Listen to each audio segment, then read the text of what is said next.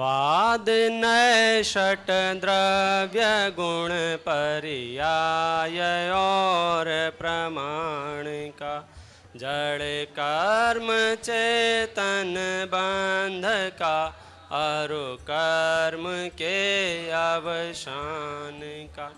कह कर स्वरूप यथार्थ जग का, जो किया उपकार है, उसके लिए जिन वाणी माँ को वंदना सतबार है, वंदना सतबार।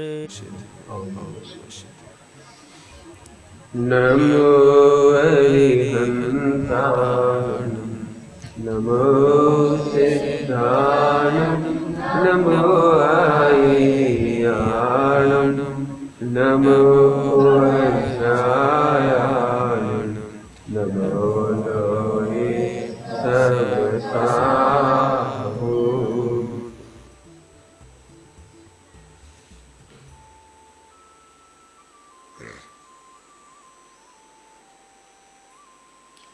मेरे पास दुविधा ये होती है, कुछ बच्चे होते हैं और बाकी बड़े होते हैं। इच्छा होती है बच्चों से बात करें, लेकिन मैं आपसे बात करना चाहता हूँ। पहले बच्चों से थोड़ी सी बात करें। प्यारे बच्चों, आपने भगवान का दर्शन किया? कौन बताएगा कि भगवान के दोनों हाथों में कौन सा हाथ ऊपर होता है और कौन सा नीचे होता है? बताइए, दो बच्चे बताएंगे, आप भी बता दो। राइट हैंड ऊपर होता है, सबको मालूम है। तो ये पाठशाला बहुत अच्छी है, क्योंकि जो बच्चे ये जानते हैं, मैं बड़े बड़ों की सभा में भी पूछता हूँ ना कि कौन सा हाथ नीचे होता है, कौन सा ऊपर होता है, तो लोगों को नहीं मालूम होता है। कभी कभी आप सामायिक करने वालों लोगों को देखना। अब दूसरा प्रश्न है, पैर कौन सा नीचे होता है और कौन सा ऊपर होता है? लेफ्ट वाला ऊपर और राइट वाला नीचे।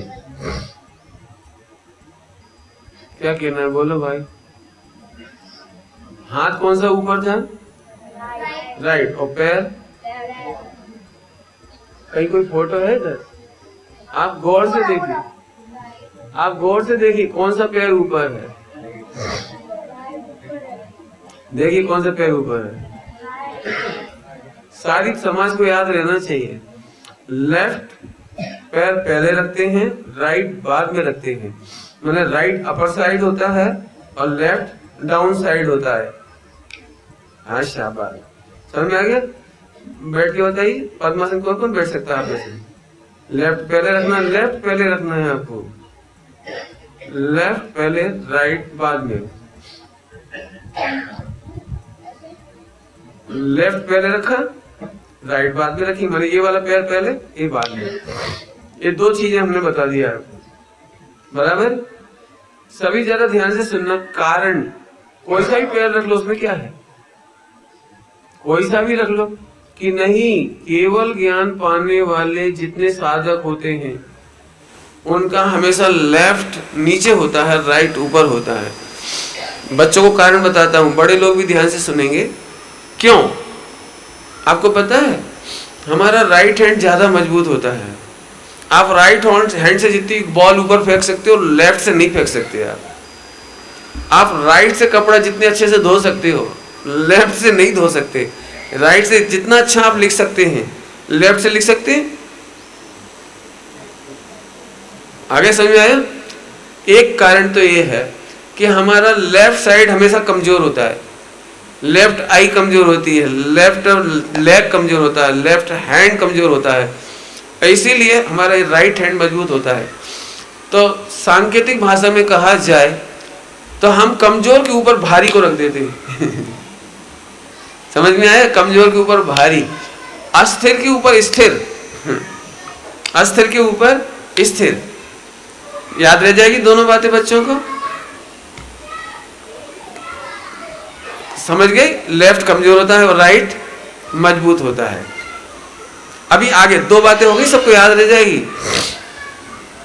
ध्यान से सुनना आप ही लोग। ये आंखें ना, आंखें, भगवान की आंखें किसकी ओर देखती हैं? अपने भक्तों की ओर, चांद तारों की ओर, आपने क्या चढ़ाया है उसकी ओर। कहाँ दिखते हैं भगवान? या सबकी ओर है? बोलो भाई, भगवान कहाँ देख रहे हैं? इस बच्ची ने सही जवाब दिया। और कौन बच्चे जवाब देंगे सही? हाँ बोलो, बैठे बैठे बताइए। सबकी तरफ देख रहे हैं। आप ही बोल रहे सबकी तरफ देख रहे हैं। भगवान को गौर से देखो, किसकी ओर देख रहे हैं। तो भगवान की मुद्रा ध्यान से सुनेंगे सभी लोग, क्योंकि आपको भी कभी सामायिक करना हो तो कैसे बैठना ये याद रखना है अपने को। सामायिक में पैर का बता दिया, हाथ का बता दिया। अभी आंखें, नाक की ओर, नासाग्र दृष्टि। नाक नहीं देखना, ध्यान रखना, नाक नहीं देखना है, लेकिन नाम है उसका नासाग्र दृष्टि। 3 बातें हो गई। नासा नहीं देखनी, ध्यान रखना। जो नासाग्र दृष्टि है ना, ये आनंद की दृष्टि है। जैसे कोई करोड़पति व्यक्ति रात को करोड़ रुपए कमाने के बाद गिनता है, तो आप उसकी आंखें देखो गौर से। आंखें देखो कैसी होती है, जो नासाग्र दृष्टि होती है। महिलाएं जब पूरी बनाती तो अच्छी अच्छी बनती है ना। अब मान लो अच्छी नहीं बनी, कोई ने देखा तो नहीं, तो उसको कैंसिल करना पड़ती है, उनको छिपाना पड़ती है। माने जब भी आनंद का विषय होता है उसकी नासाग्र दृष्टि होती है। भयभीत वाली दृष्टि ऐसी होती है, डरने वाली। आशा की दृष्टि ऐसी होती है आशा की दृष्टि ऐसी होती है, लेकिन आनंद की दृष्टि जब भी होगी नासाग्र दृष्टि होगी। 3 बातें आ गई समझ में। पहली 2 बातें बताई थी, उसमें से मुझे कुछ और इंक्लूड करना है। सभी लोग ध्यान रखना, बच्चियां कौन से आसन से प्रणाम करती हैं आपको पता है? शाबाश, गो आसन से। उसमें भी हमारा लेफ्ट लेग राइट लेग के ऊपर होगा। माने हम इस राइट हैंड की साइड पंजों को ले जाएंगे। हमारे जो पंजे होते हैं वो राइट हैंड साइड जाएंगे। राइट हैंड समझ गए? आपके मैंने मैं इधर से देख रहा हूँ तो आपके इधर पैर जाएंगे। राइट हैंड मैंने मैं यदि करूँगा तो इस तरफ जाएंगे। अभी जब मैं ढोक दूंगा ना मैं भी, तो आप मुझे गौर से देखना। तो ये ध्यान रखना। तो ये 3 बातें हो गई। उसका नाम है गो आसन। नाम क्या है उसका आपका? मालूम है पहले से आपको? गो आसन। गो माने गाय कैसे बैठती है, देखना आपने? गाय दोनों पैर ऐसे करके बैठती है एक तरफ। गाय ऐसे नहीं बैठती, दोनों टांगे ऐसी तो इसलिए उसका नाम गो आसन है। समझ में आ गई आपको इतनी बात? मुझे कुछ बात आपसे कहनी है, खास तौर से बैठने के मामले में। केवल ज्ञान कभी भी इस मुद्रा में नहीं होता। सम्यक दर्शन इस मुद्रा में नहीं होता। तो जो लोग सामायिक करते समय, माला फेरते समय ऐसे बैठ जाते हैं, इसका मतलब दे आर डिनाइंग केवल ज्ञान, दे आर डिनाइंग सम्यक दर्शन। हमें नहीं चाहिए सम्यक दर्शन। आप चाहें तो पढ़ सकते हैं, सामायिक के 32 दोष हैं, 32 सामायिक के दोष हैं, बैठने के दोष हैं। तो बैठने के दोषों में लिखा है, सभी लोग ध्यान से सुनेंगे। भगवान के सामने जैसे भगवान कैसे बैठे पता है? तो एक तो ऐसे बैठे देखिए। अब जिस चेहरा बिल्कुल रीढ़ की हड्डी सीधी जाएगी यहाँ तक, एकदम यहाँ से सीधी जाएगी, एकदम ऐसे नहीं जाएगी, ऐसे भी नहीं जाएगी। तो इसका भी कारण है, अपन इसके कारण को भी समझ लें। ऐसा कब होता है कोई पता है? जब उसको अहंकार होता है। तुम क्या करोगे, हमने करोड़ों रुपए कमाए हैं, तुम जैसे लोग बहुत देखें, तो ये छाती बाहर आ रही। माने यदि भगवान की मुद्रा या मुनिराज की मुद्रा कभी ऐसी क्यों नहीं होती? क्योंकि उनको अहंकार नहीं है। और ये वाली मुद्रा कब होती है पता है? ऐसी वाली जब सरेंडर हो जाता है आदमी माने जब फेल डाउन होता है ना, फेल डाउन। आपने देखा होगा जब कभी आदमी निराशावादी होता है, निराशावादी हमेशा अब हम क्या करें माने उसके जो शोल्डर डाउन हो जाते हैं। देखा है आपने कभी, जब आप हताश होते हो, परेशान होते हो, पिटते हो, टीचर ने कहा स्टैंड अप मैंने आपकी शक्ल झुकी रहेगी, हाथ पैर ऐसे रह जाएंगे और बल्कि ऐसे जाएंगे। अब कभी अच्छा काम करते हो तब कैसे करते हैं आप? तब एकदम ऐसे। अब अहंकार होगा तो छाती बाहर आएगी, और नम्रता होगी तो मतलब क्या, डिप्रेशन वाली, फेल डाउन वाली, हारने वाली, हताशा वाली, तो ऐसे हो जाएगा। इसलिए कभी भी जिन मंदिर में बैठे, चाहे माला फेरें, चाहे सामायिक करें, चाहे मुनिराज बने, चाहे अर्जिका बने, आप हमेशा ऐसे बैठे। इससे केवल ज्ञान की निकटता आती है। काय की निकटता आती है? आपने केवल ज्ञान नहीं चाहिए ना? चाहिए कि नहीं चाहिए?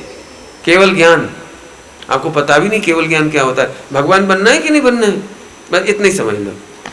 चलो चलूँ आगे, चलूँ आपको। तो ये बैठने की स्टाइल हो गई।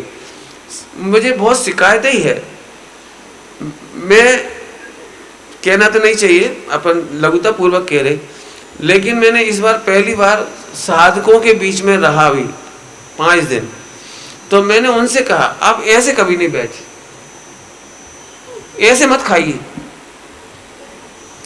ऐसे ऐसे। बच्चों की आदत अभी सुधरवाना है आप। यदि बच्चे ऐसे बैठ के खाते हो, ऐसे करके खाते हो, ऐसे लिखते हो, तो आप पहले सुधार दो उनके बच्चों को, क्योंकि इससे बुद्धि मंद होती है। ये जो हमारा क्या कहलाता है जी, बैकबोन, आपने देखा होगा, बैकबोन सीधी करके बैठकर जो पढ़ते हैं ना बच्चे, उनकी मेमोरी पावर फास्ट होती है, टैलेंट बहुत अच्छा होता है। और आप करके देख लेना प्रैक्टिकल, आप खुद करके देखना सभी लोग। आप ऐसे करके पढ़ के ग्रंथ देखना, आपको कितना अर्थ समझ में आता है, और ऐसे बैठ करके आप पढ़कर समझना, आपको कितना समझ में आता है। आप बिस्तर में लेट करके पढ़ेंगे तो कितना याद होगा, सोचो, आप देख लेना। और सीधे बैठ करके पढ़ेंगे तो आपको कितना याद होगा। आप देखना, जो लोग मंदिर में माला फेरते हैं ना, उनको नींद आ जाती है। तो नींद जिनको आती है वो ऐसे आती है, या तो दीवार से टिक गए, नींद आ गई। प्रवचन में भी नींद उन्हीं को ही आती है जो पहले यहां से बैठ जाते जो इस तरह से बैठ जाएंगे, दीवार के सहारे बैठ जाएंगे या थोड़े झुक जाएंगे। और कई लोग तो पहले से हेड डाउन कर लेते हैं।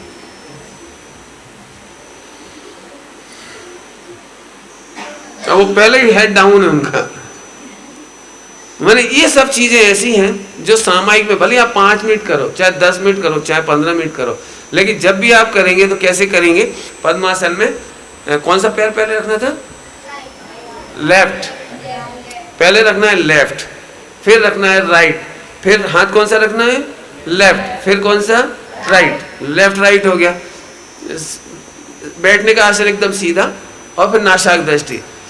आप इतनी चीज को गलत नहीं करेंगे तो आपको बहुत फायदा होने वाला है। बच्चों की मेमोरी अच्छी होगी, बच्चों को कभी कोई रोग नहीं होगा। ये जो स्लिप डिस्क की बीमारी होती है ना, वो टिकने वालों को होती है। टिक करके बैठना, झुक करके बैठना, एक गंदी आदत कभी नहीं रखना, इससे स्लिप डिस्क की बीमारी हो जाती है। अब हमारी बात नहीं मानोगे तो रामदेव की मानना पड़ेगी। जिन देव की नहीं मानोगे तो रामदेव कहेगा ज्ञान मुद्रा तो ज्ञान मुद्रा बनाएगा। ज्ञान मुद्रा देख बताते होंगे स्कूल में, है ना, ज्ञान मुद्रा। लेकिन ज्ञान मुद्रा ये तो कहने की बात है, एक्चुअली आपको स्ट्रेट बैठना है। इतनी बात तो सबको समझ में आ गई। आगे चले अपन लोग सब। अब थोड़े बड़े लोगों से बात करें थोड़ी सी। आपसे तो आप भाग्यशाली हो, मुझे बहुत अच्छा लग रहा है इतने प्यारे प्यारे बच्चों को देख करके। और आज एक प्रॉब्लम भी आ गई कि संडे होती तो सबको गाड़ी मिल जाती, लेकिन बच्चे अपने साधनों से आए हैं, आप बधाई के पात्र हैं। बड़े लोगों से मुझे ये बात करनी है।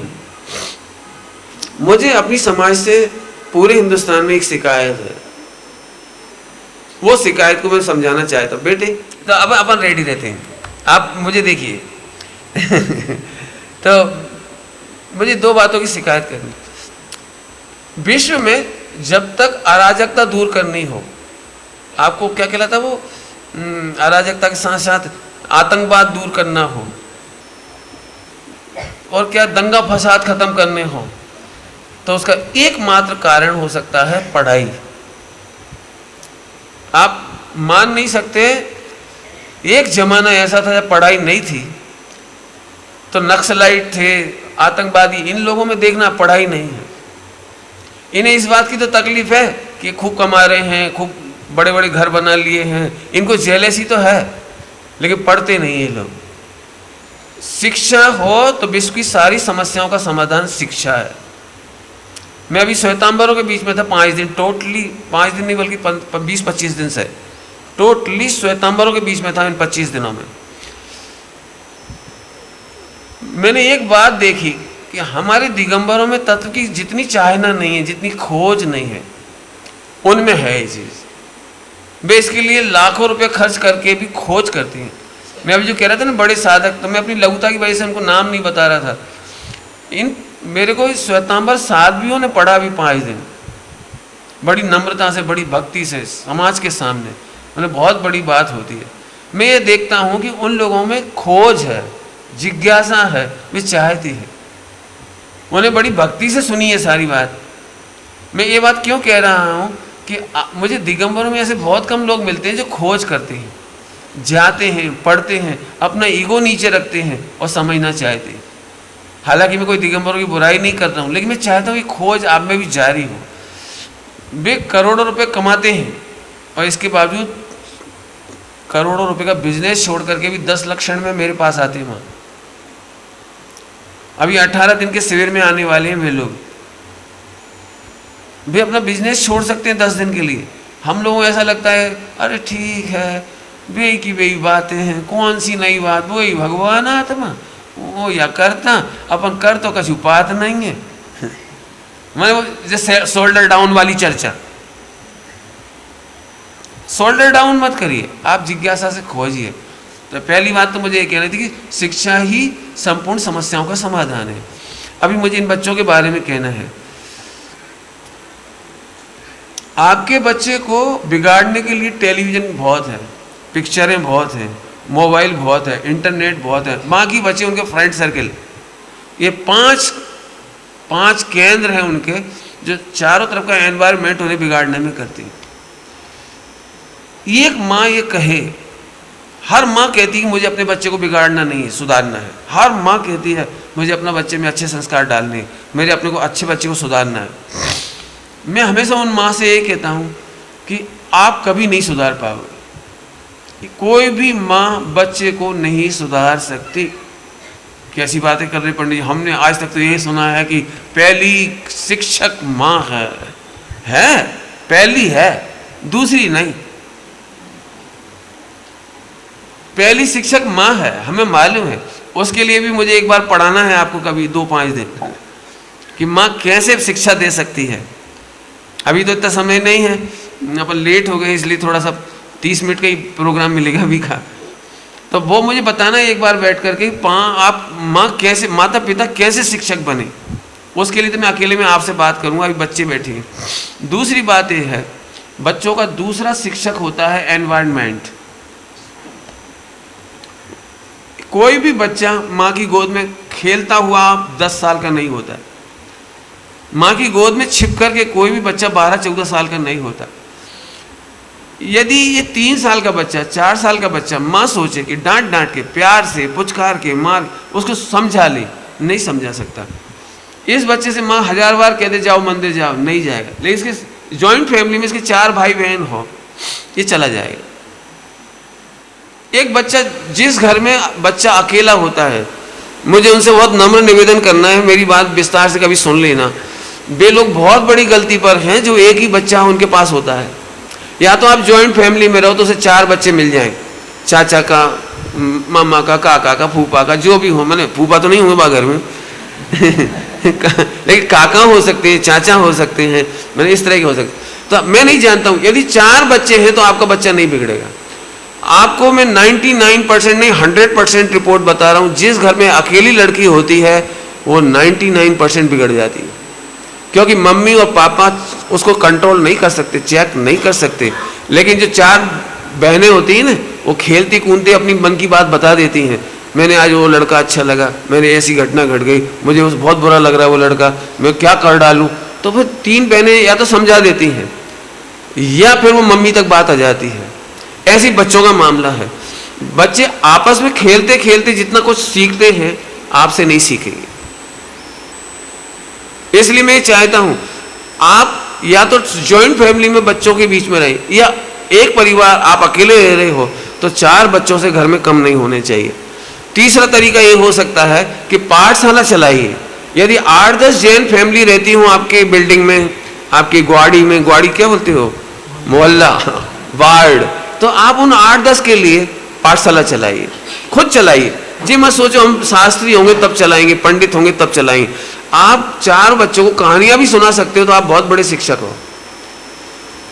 मैंने एक मम्मी से पूछा कि आप अपने बच्चे में संस्कार डालने के लिए यदि टीचर रखना पड़े तो कितना पैसा पे कर सकते हो? तो बोले पंडित जी इतना बिगड़ रहा है, मुझे बड़ी चिंता है, मैं इसके 5,000 रुपये पर मंथ लगा सकती हूँ। तो मैंने कहा 5,000 पर मंथ नहीं, केवल 500 रुपये पर मंथ खर्च करना इसके लिए।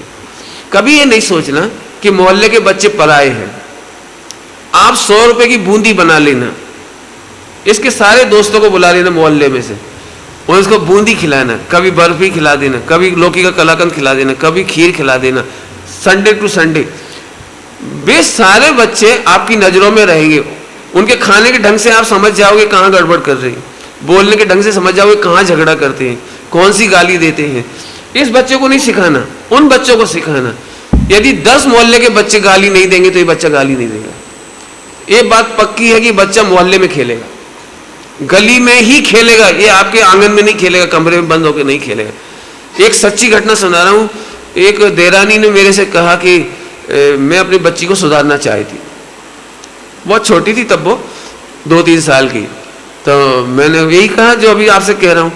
तो मैंने कहा आप जेठानी की बच्ची को सुधारो, तुम्हारी बच्ची अपने आप सुधर जाएगी। तो वो मम्मी का जो रिएक्शन था ना, रिएक्शन ऐसा था, हाउ उनसे ही तो दूर करना। समझ गए होंगे मैंने वो जेठानी की बच्ची से ही तो बचाना है। वे लोग आलू खाते हैं, रात को खाते हैं, बैंगन खाते हैं और बाजार में खाते हैं, उनकी तो छाया नहीं पड़ने दूंगी मैं। मैंने कहा बस तो आपकी बच्ची कभी नहीं सुधरेगी। अब वो स्ट्रगल है, जेठानी की बच्ची को कैसे सुधारोगे, जेठानी को कैसे सुधारोगे, ये तुम्हारी जिम्मेदारी है। आपकी दुकान है और चोर यदि चोरी कर रहा है तो कैसे बचाना, ये आपकी चुनौती है। आपका बच्चे की चोरी हो रही, संस्कारों की चोरी हो रही, आप चुनौती है। आप कैसे करोगे हमें नहीं मालूम। आप जेठानी की सेवा करके, प्यार से पुचकार के, मना के, पैर छू के पहले उन्हें खुश करो, फिर उनकी बच्ची को धीरे धीरे छोटी छोटी शिक्षा दो, बड़ी बड़ी शिक्षा मत दो। जैसे मान लीजिए जेठानी की बच्ची रात को खाती है और जेठानी तुमसे ऐसी है, क्यों कि तुम धर्मात्मा हो और वो आत्मा तो वो भी है, मतलब तो एकदम मत बोलो कोई बात नहीं भाभी जी, माने जी दीदी जो बोलते हो जेठानी को। तो अपन एक काम करो, इसको रात को खाने का भी पूरा हो जाएगा और त्याग का संस्कार भी पड़ जाएगा, थोड़ा थोड़ा करने दो। मैंने पहले उन्हें खुश कर दो। आप ऐसा नहीं कर सकते कि जेठानी से जेठानी की बच्ची को अलग कर दो। तेरी मम्मी तो है ही पापिन, वो तो है ही बाजार में खाने वाली, वो तो है ही आलू भ्रष्ट है, भ्रष्ट। और फिर उस बच्ची को सिखाओ कि बेटा रात को नहीं खाना, नरक चले जाओगे। वो बच्चा नरक जाने तैयार हो जाएगा लेकिन मम्मी से दूर नहीं होगा। तो अपन ऐसा नहीं करो। एनी हाउ जेठानी को भी खुश करो। ये मैं अगले बार जब कभी आऊंगा तो बताऊंगा जेठानी को कैसे खुश करो, खराब से खराब जेठानी को खुश कैसे करो, इसे अगली बार बताऊंगा आपको। मेरे पास बहुत सारे मंत्र हैं उसके लिए। लेकिन उस बच्चे को धीरे धीरे, तो एक काम करो, आप 7 बजे तक खा लिया कर, बाकी का त्याग कर। आलू खाओ, मना नहीं है, 2 घंटा रोज खाओ, 22 घंटे का त्याग करो। 22 घंटे का आलू छोड़ सकते हो ना, 2 घंटा खाना, 1 घंटा सुबह, 1 घंटा शाम। कितना सरल हो गया बोलो। लेकिन उसको जो खुशी हो रही ना, खुशी त्याग की खुशी हो रही, 22 घंटे की खुशी हो रही।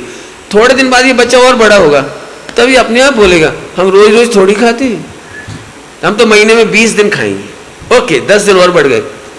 फिर ये बोलेगा नहीं नहीं, आधा घंटा सुबह, आधा घंटा शाम को खाएंगे, 23 घंटे का त्याग। ओए हिमालय चढ़ गया मैं। मैंने बच्चों को अंदर से एक आनंद आना चाहिए त्याग का। ऐसा नहीं कसम खा ले, अनंत जीव है, सिद्धों से अनंत गुना, आलू में तो सिद्धों को चबा रहा है।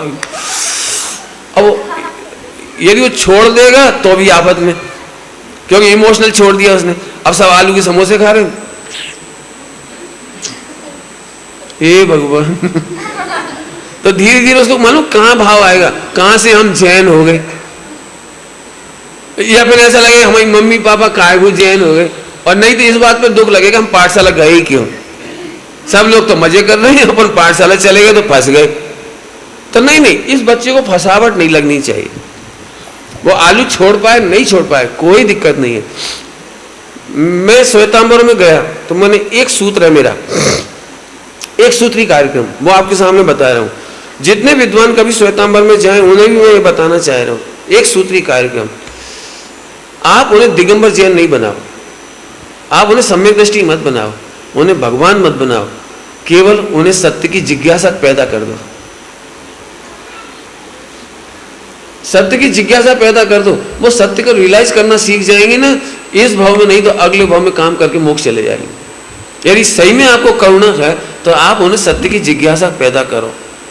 हम सांप्रदायिक चर्चाएं नहीं उठाएं, हम ट्रेडिशनल बातें नहीं उठाएं, हम वे बात उठाएं जो एकदम कॉमन है। गजब बात है कि भगवान आत्मा कॉमन है, रत्नत्रय का मार्ग कॉमन है, सम्यक दर्शन की विधि कॉमन है, हम वो सिखाएं, बस अब कभी झगड़ा नहीं होगा।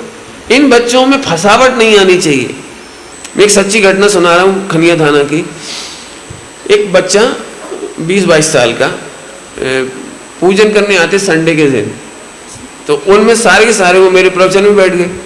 एक दिन पहले ही समाचार पत्र में कटिंग आई थी, वो कटिंग में काट के उस दिन ले गया था संडे के दिन। उसमें लिखा था कि मार्केट में जितना कत्था बनता है ना, कत्था, वो बूचड़ खाने के खून से बनता है, गाय कटने से, बकरा कटने से, सुअर कटने से। बल्कि अभी कहो तो मैं अभी पढ़ के बताऊं, या व्हाट्सएप पे आया हुआ, मैंने अभी मैसेज पढ़ा शाम को, आपके पास भी आ गए हुए मैसेज।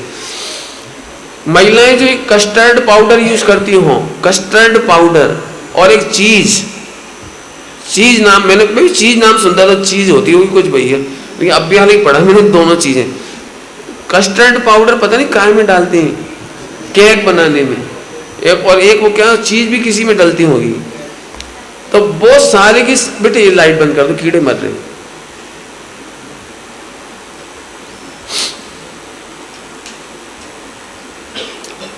कोई बात नहीं, तुम्हारी पिक्चर अच्छी आएगी, बैठ जाए। तो जरा ध्यान से सुनने की बात, मैंने क्या बोल रहा था, तो वो जो दोनों चीज बिल्कुल प्रतिज्ञा करके उठने जैसी बात है। वे दोनों के दोनों सुअर से और बछड़ों के जो आंत होती है, आंत, उनमें से निकाली जाती वो चीज बनती है। माने टोटली दोनों के दोनों मांसाहारी है। अब महिलाएं, मैं तो इसलिए कह रहा हूं कि अभी एक किताब छपी है,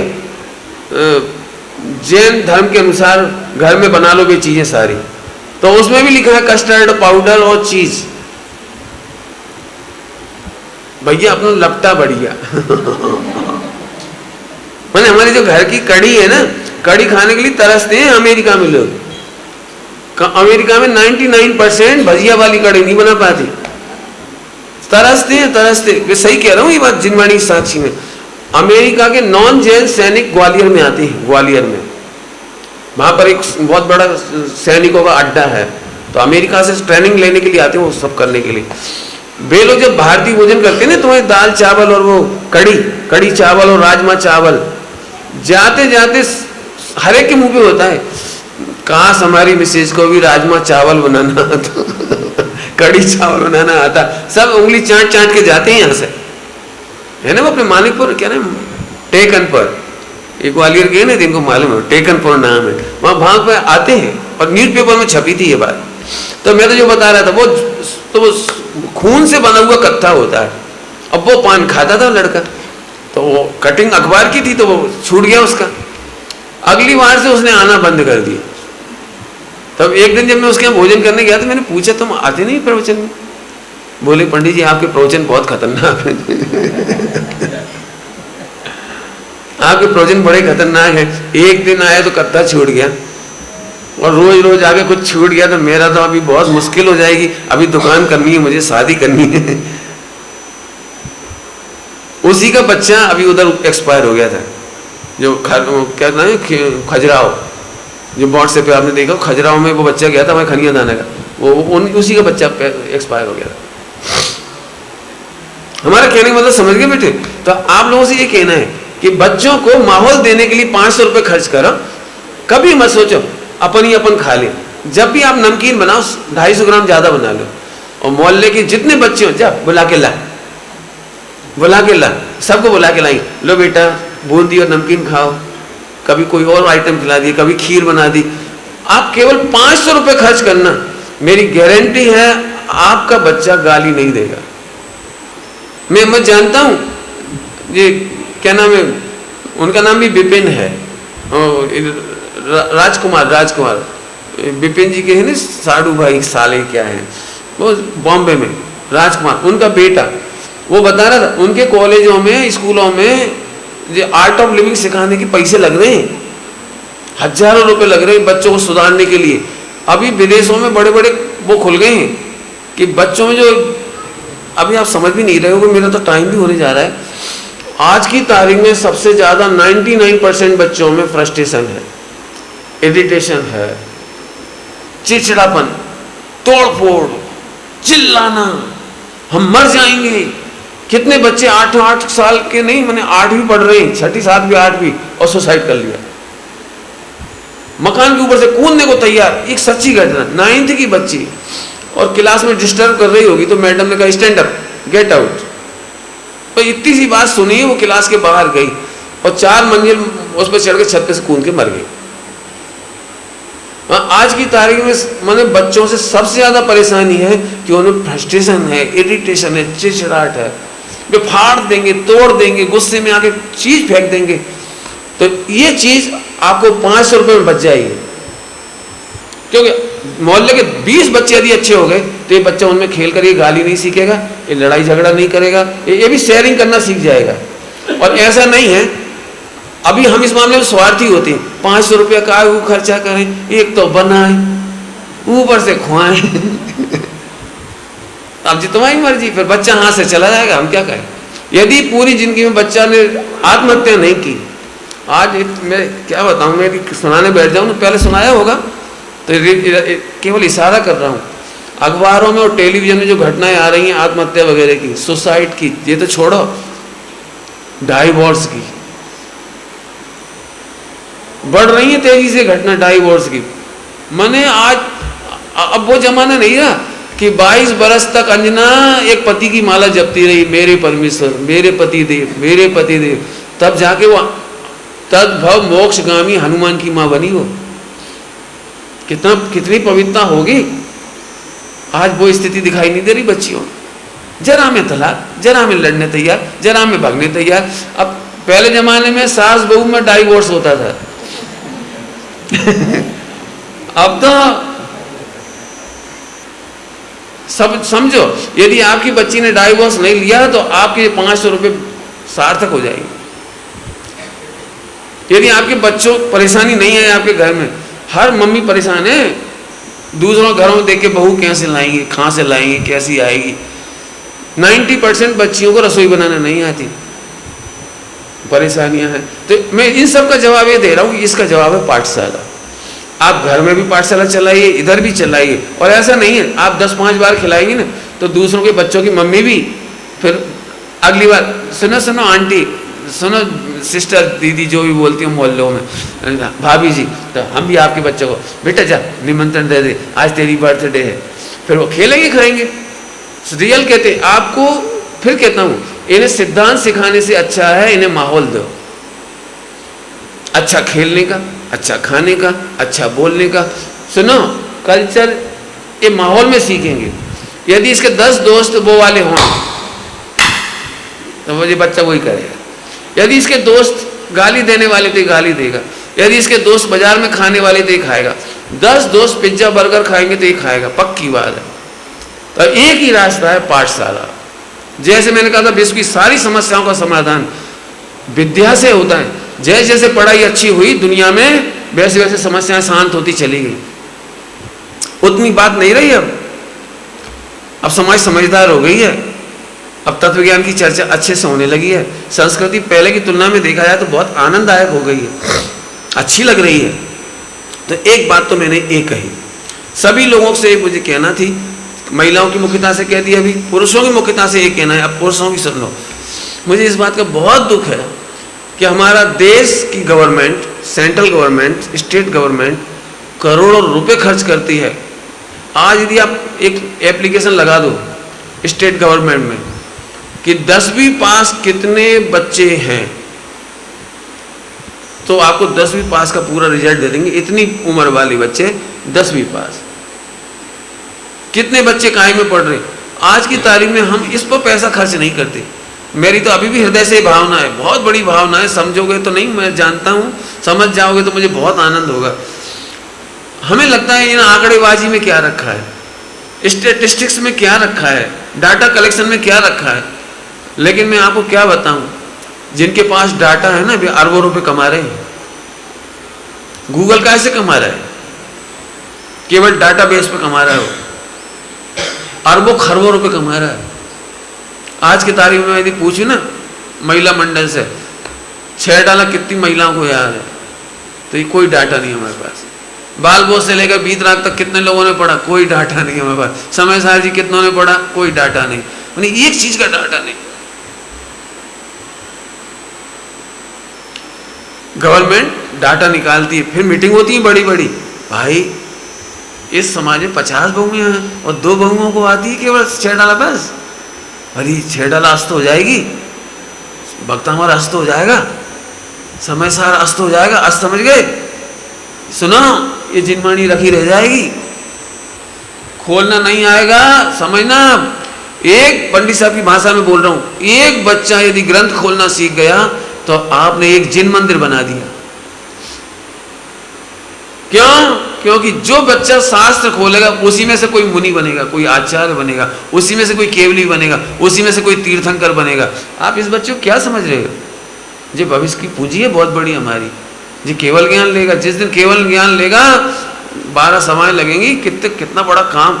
मैंने बच्चों को आप क्या समझ रहे हो? ये बच्चों को आप क्या समझ रहे हो? जी कितना प्यारा बच्चा है।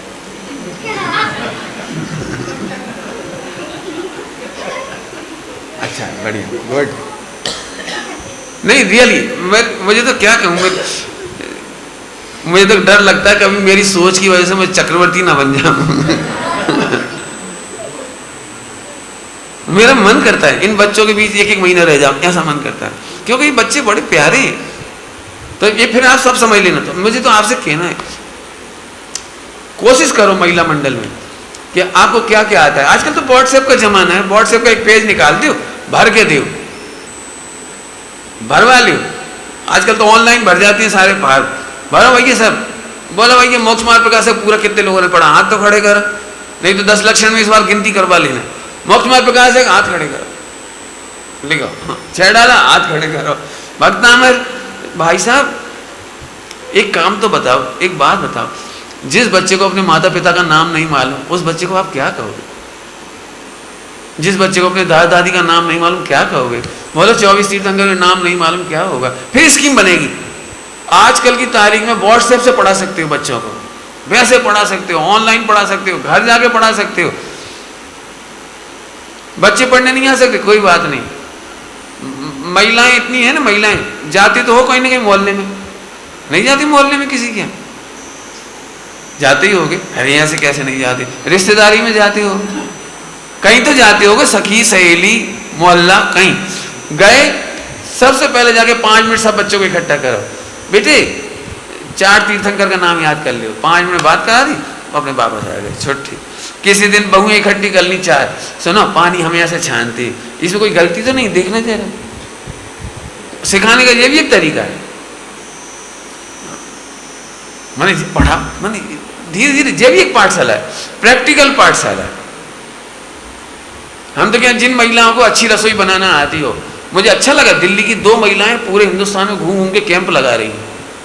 आप चाहो तो यहाँ बुलवा लो, उन्हें 2 दिन का कैंप लगा देंगे। उससे एक लग भी गया उनका नागपुर में, शायद नागपुर में लग गया एक कैंप उनका, लगा लो।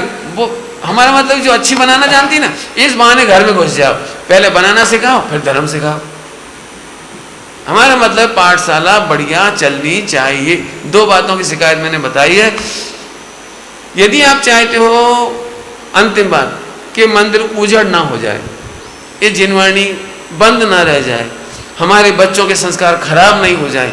और आज की तारीख तक हमारे जैनियों का एक रिकॉर्ड है जो मेंटेन रह जाए, कौन सा, कि आज तक जैन समाज में एक भी आतंकवादी नहीं हुआ और एक भी भिखारी नहीं हुआ। यदि आप चाहते हो कि हमारे बच्चों में एक कल्चर रह जाए तो आपको पाठशाला अपने अपने स्तर पर भी चलानी चाहिए। यहाँ तो चल ही रही है, इसको तो मैं बहुत साधुवाद देता हूँ इस बात के लिए कि आप चला रहे हैं, हर मंदिर में चला रहे हो और अच्छी बात है। लेकिन अभी भी डाटाबेस बना के और जाने की जरूरत है। जितनी महिलाएं हैं सब पाठशाला चला सकती, 4 महिलाओं को, बहुओं को खाने के नाम पे किसी न किसी बहाने। मैं तो अभी टाइम हो गया इसलिए, और बहुत ज़्यादा टाइम हो गया, नहीं तो मैं आपको इस पर विस्तार से बताता कि महिलाएं जा जाकर कैसे काम कर सकती। नाम का नाम नहीं है पाठशाला, लेकिन सिखाने का काम है। मेरे तो सही में बहुत दिमाग में है। एक बात और कह के बात पूरी करता हूँ, बुजुर्गों से भी कहता हूँ और महिलाओं से भी कहता हूँ। बोलो आपको जैन धर्म कैसा लगता है? पहले जल्दी बोलो, आवाज नहीं आई। जैन धर्म बहुत खराब लगता है कि बहुत अच्छा लगता है? पक्का? तुम तो बोले ही नहीं। अच्छा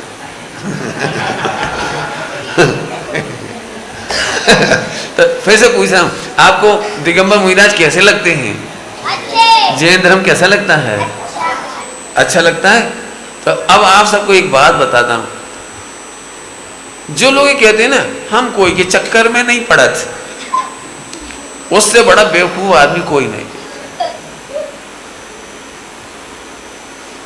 यदि आप राजा होते तो पूरे प्रजा की चिंता करते, यदि आप 25 मेंबर होते तो उनकी चिंता करते।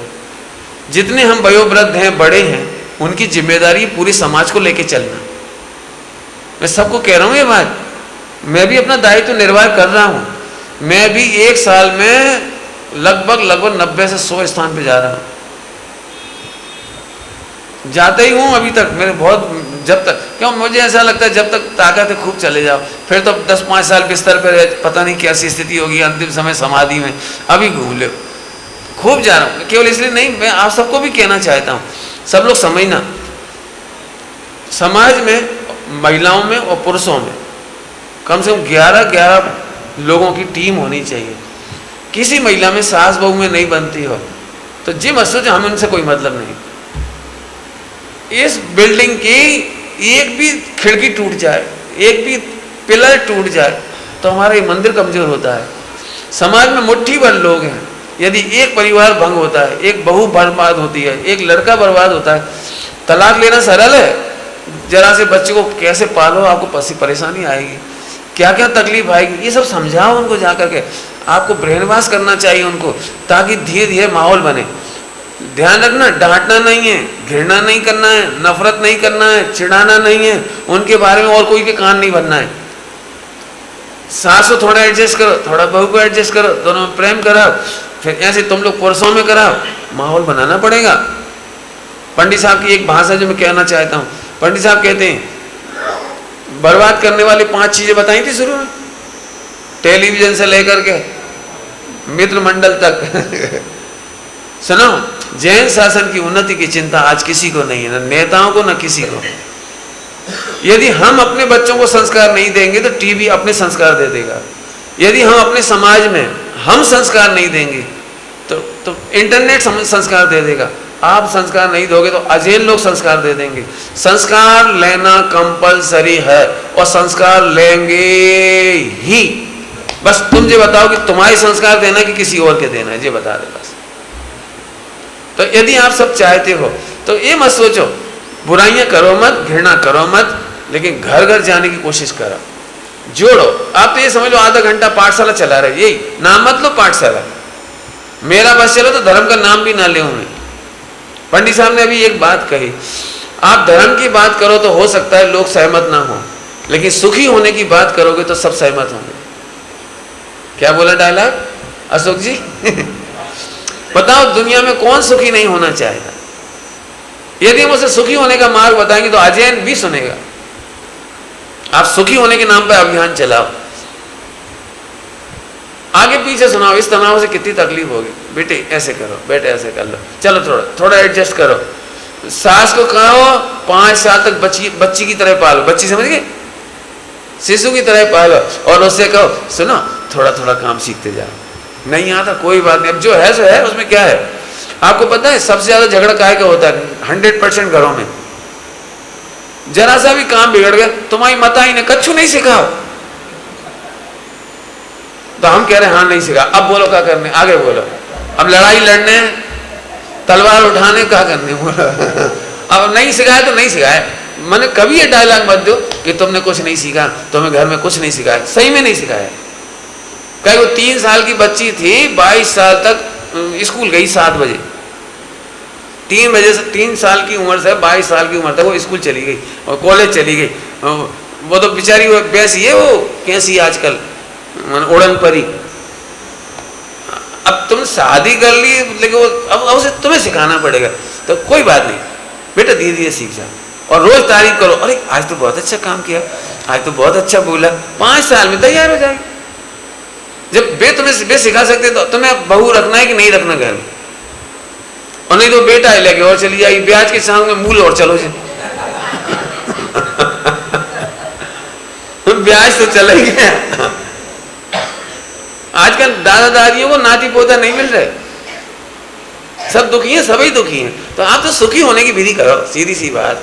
हमारा मतलब उलाहने मत दो और डायल्यूट होकर थोड़े थोड़े काम सिखाओ, जिसमें जो काम आता है वो सिखाओ, और इसके साथ साथ धर्म चालू होगा।